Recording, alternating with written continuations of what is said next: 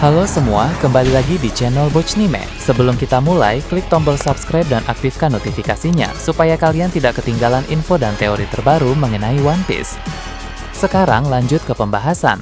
Kali ini Mimin Bochnime melanjutkan scene selanjutnya. Scenes memperlihatkan kelanjutan dan perkembangan dari pertempuran besar yang sedang terjadi di Pulau Hachinosu. Sebagaimana kita bahas, di pelabuhan pulau itu, Garp sedang bertarung melawan Shiki, yang merupakan salah satu aliansi terkuat Kurohige. Di sana, Shiki berkata bahwa pertempuran yang sedang terjadi sekarang mengingatkannya pada insiden God Valley 38 tahun yang lalu. Garp menanggapi dengan mengatakan bahwa kekacauan saat ini belum mencapai level God Valley, yang berarti insiden God Valley dulu masih lebih dahsyat dibandingkan yang terjadi di Pulau Hachinosu sekarang. Saat mengatakan hal tersebut, diperlihatkan kilas balik singkat yang menampilkan panel-panel berisi pertarungan serta kekacauan di Pulau God Valley dulu. Dalam panel-panel itu, ada banyak karakter kuat yang sedang bertarung di sana, mulai dari Garp dan Roger melawan Rox di Sebek sebagai puncak pertarungan di sana. Lalu ada pula Shirohige melawan Garlin, di mana keduanya sedang beradu serangan menggunakan senjata masing-masing.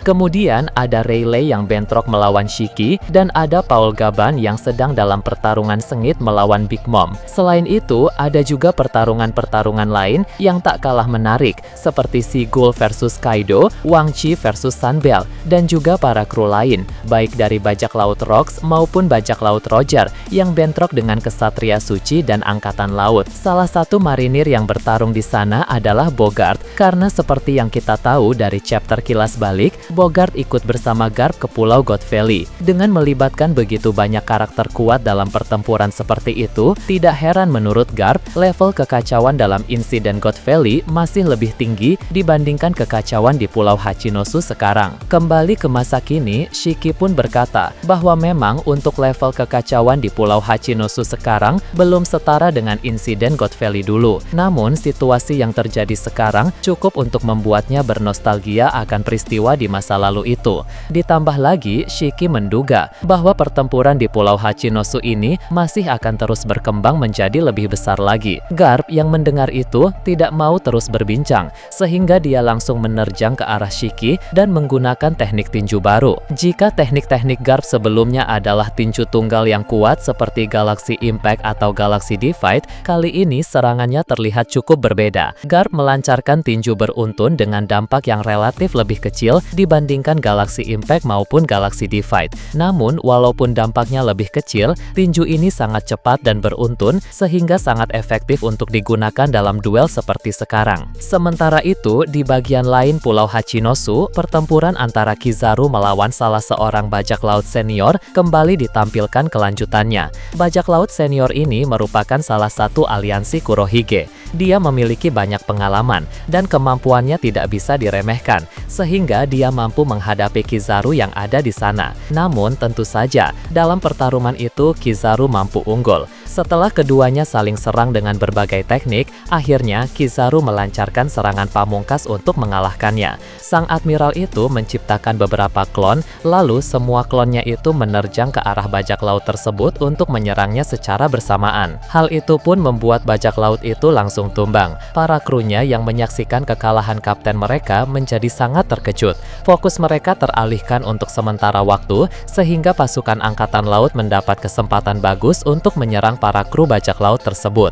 Setelah Kizaru berhasil mengalahkan bajak laut senior itu, belum diketahui apa yang akan dilakukan selanjutnya. Entah dia akan langsung mengincar Shanks dan Kurohige seperti tujuan awalnya, atau ada sesuatu yang akan memaksa Kizaru untuk melakukan hal lain. Katarina Devon yang sedang mendekati bangunan tengkorak bersama Seraphim Kuma atau Esber.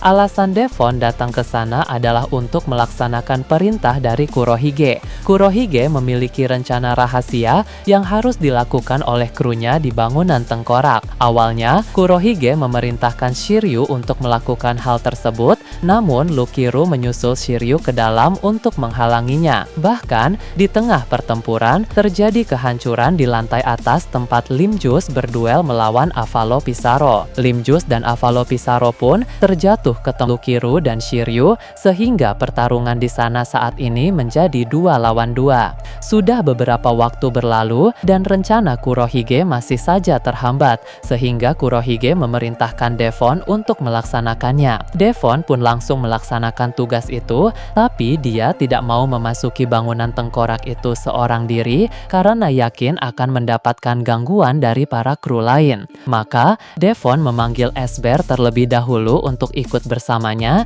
karena para serafim yang dibawa oleh angkatan laut telah berada di bawah kendali Devon. Perubahan wujud Devon yang bisa berubah menjadi Gorosei Saturn benar-benar sangat berguna karena dengan wujud itu Devon bisa mengendalikan para serafim. Kini diperlihatkan Devon dan Esber sudah masuk ke dalam bangunan tengkorak. Dari kru yang bernama Hongo yang sedang bertarung melawan S-Hawk melihat Devon bersama Esber masuk ke dalam bangunan tengkorak. Sebelumnya, Hongo juga sudah melihat Shiryu yang mencoba masuk ke sana, lalu segera disusul oleh Lukiru yang menghalanginya. Maka, dia paham bahwa ada sesuatu di dalam bangunan itu, sampai-sampai beberapa komandan Titan Kurohige selalu berusaha masuk ke sana. Namun, berhubung Hongo masih sibuk bertarung melawan S-Hawk, untuk sementara ini dia belum bisa menyusul. Hongo harus mengalahkan S-Hawk terlebih dahulu, atau setidaknya menjauhkan S-Hawk dulu baru bisa ke sana. Beralih ke dalam bangunan tengkorak,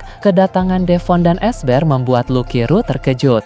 Lukiru yang sedang bertarung melawan Shiryu dalam pertarungan jarak dekat mulai menembak Devon dari jarak jauh. Namun, sayangnya membagi fokus untuk 2 pertarungan seperti itu sangat tidak efisien, sehingga Lukiru menjadi cukup kerepotan. Sementara itu, Limjus yang sedang berhadapan dengan Avalo Pissarro mencoba mencari kesempatan untuk menyerang Devon, tapi dia dihadang oleh Esber yang dibawa Devon. Kemudian, Avalo Pissarro langsung menyerang Limjus yang berani membelakanginya. Jadi, situasi yang dialami oleh Limjus dan Lukiru di sana bisa dibilang sedang sangat buruk. Jika tidak ada satu orang pun yang bisa segera menghentikan Devon, maka rencana tak terduga Kurohige itu akan bisa segera dijalankan, sehingga keadaan akan menjadi semakin kacau dan Kurohige berpotensi bisa menjadi lebih unggul. Di satu sisi, situasi ini memang sangat mengkhawatirkan.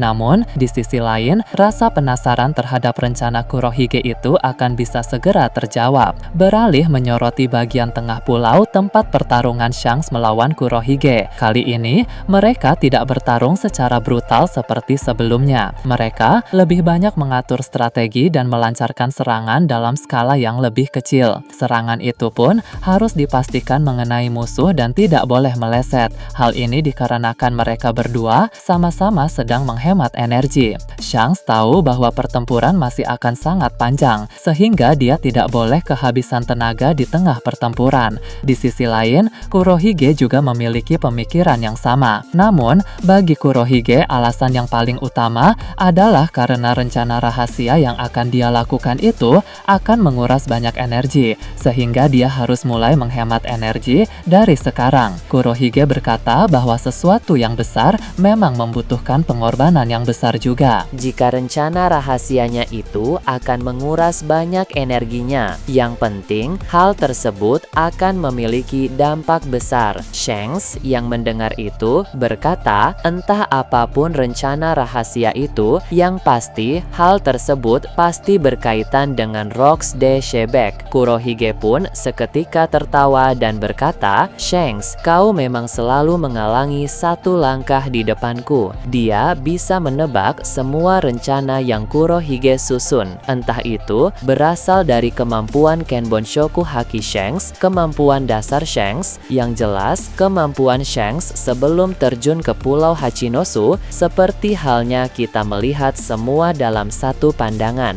Benar-benar gila ya nakama. Dapat disimpulkan bahwa rencana besar Kurohige berkaitan dengan kebangkitan jiwa Rocks de Shebek, senjata, buah iblis iblis, atau lebih-lebih lanjutnya, detailnya hal tersebut masih belum jelas. Berpindah ke tempat lain, cerita beralih ke pulau di mana sebagian armada besar bajak laut topi jerami sedang berkumpul. Sebagaimana pernah kita bahas, Orlumbus, Cavendish, Ideo, dan Sai sedang berkumpul untuk berdiskusi. Namun, pulau tempat mereka berada diserang oleh pasukan angkatan laut dari berbagai markas cabang yang ada di dekat sana. Cavendish dan Sai bertarung di daratan pulau, sedangkan Orlumbus dan Ideo segera naik ke kapal untuk perang kapal di lautan. Di sana, Cavendish bertarung melawan Vice Admiral Yamakagi. Awalnya, mereka berdua mampu beradu serangan dengan seimbang. Namun, situasi mulai berubah ketika Cavendish memasuki mode setengah Hakuba. Mode ini membuat Cavendish mendapatkan kecepatan dari Hakuba, tapi dia tidak kehilangan kesadarannya sendiri. Inilah mengapa disebut sebagai mode setengah Hakuba. Dalam mode tersebut, Cavendish mampu unggul karena Yamakagi kesulitan menahan gempuran serangannya yang begitu cepat. Sai, yang sedang bertarung melawan Vice Admiral lain, tampak unggul dengan teknik-teknik Hashoken yang dikuasainya. Para pemimpin armada besar bajak laut topi jerami ini memang telah menjadi semakin kuat. Tak lama berselang, Cavendish dan Sai menamparkan serangan pamungkas yang membuat kedua musuh mereka langsung tumbang. Setelah itu, beberapa Vice Admiral lain dari kapal memakai teknik Geppo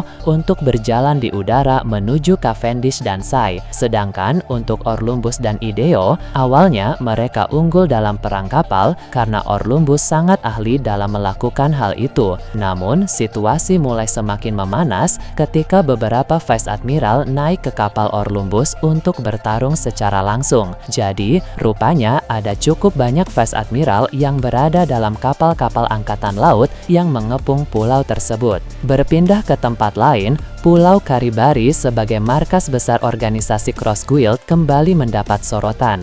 Pertempuran di sana yang melibatkan Cross Guild melawan angkatan laut di bawah komando Ryokugu masih terus berlangsung. Mihawk sedang melawan Ryokugu dan sang pendekar pedang terkuat itu mampu untuk unggul. Namun, Ryokugu melakukan berbagai macam cara untuk tetap bertahan karena dia tahu Fujitora sebentar lagi akan segera tiba. Beberapa saat kemudian, ketika orang-orang masih fokus bertempur, tiba-tiba muncul meteor di atas mereka. Meteor itu terarah ke tempat di mana banyak anggota Cross Guild sedang berkumpul. Tidak pikir panjang, Ryokugu merespon meteor itu dengan Kawaitaki no Neno Shokubutsu. Seketika tumbuh tanaman lebat yang berdahan besar melingkupi sekitaran anggota Cross Guild. Para bawahan Cross Guild langsung kaget melihat meteor dan ranting tanaman yang mulai terurai karena panasnya suhu meteor itu. Tidak jauh dari sana, bagi yang melihat hal itu dari dalam ruangan markas utama, mereka langsung menjadi panik. Mereka berkata bahwa situasi di markasnya itu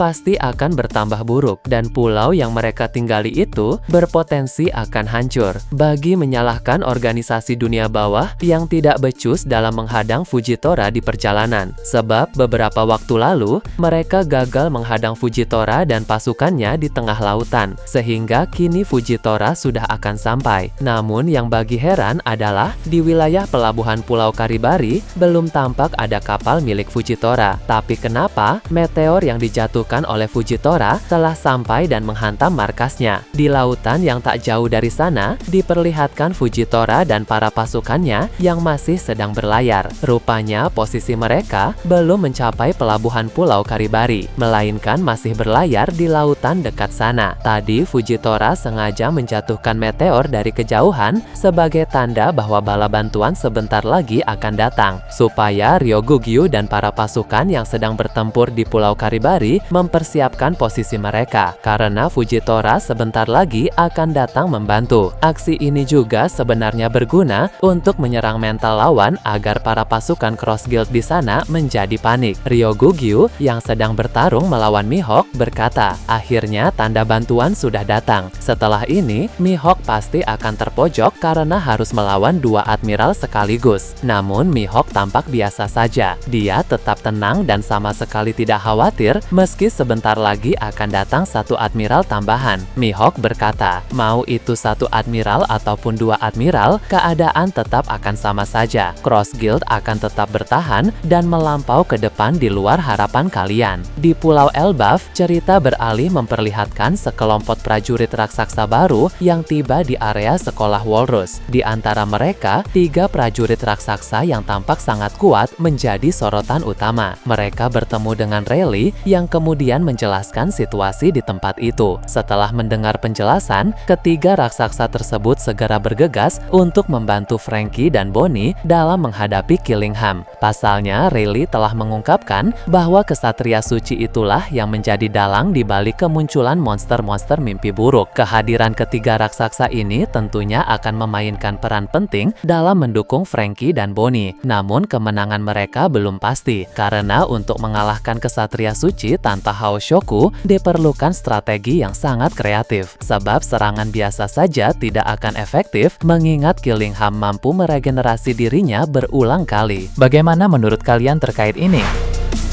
Nah, itu tadi berbagai hal menarik pada pembahasan channel Bochnime kali ini. Menurut kalian bagaimana? Silahkan tulis di kolom komentar di bawah. Oke, segitu saja untuk pembahasan kali ini. Jangan lupa like, share, dan subscribe untuk video menarik selanjutnya. Peaceful World!